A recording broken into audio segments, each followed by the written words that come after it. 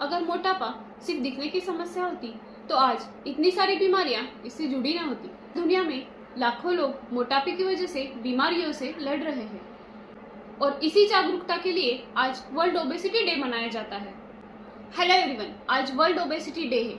यह हमें याद दिलाता है कि मोटापा सिर्फ वजन बढ़ना नहीं है बल्कि एक सीरियस हेल्थ इशू है।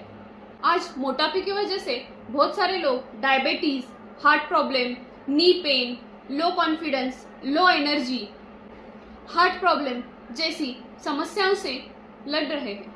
धीरे धीरे यह हमारी हेल्थ, लाइफस्टाइल और हैप्पीनेस तीनों को अफेक्ट करती है। अच्छी बात यह है, ओबेसिटी कोई परमानेंट हेल्थ प्रॉब्लम नहीं है। सही न्यूट्रिशन, गाइडेंस और एक्टिव लाइफस्टाइल के साथ इसे बदला जा सकता है। एक वेलनेस कोच होने के नाते मेरा यह मिशन है कि लोगों को सिर्फ वजन घटाने में नहीं बल्कि हेल्दी, एक्टिव लाइफस्टाइल और सेल्फ कॉन्फिडेंस वापस दिलाने में मदद करूं।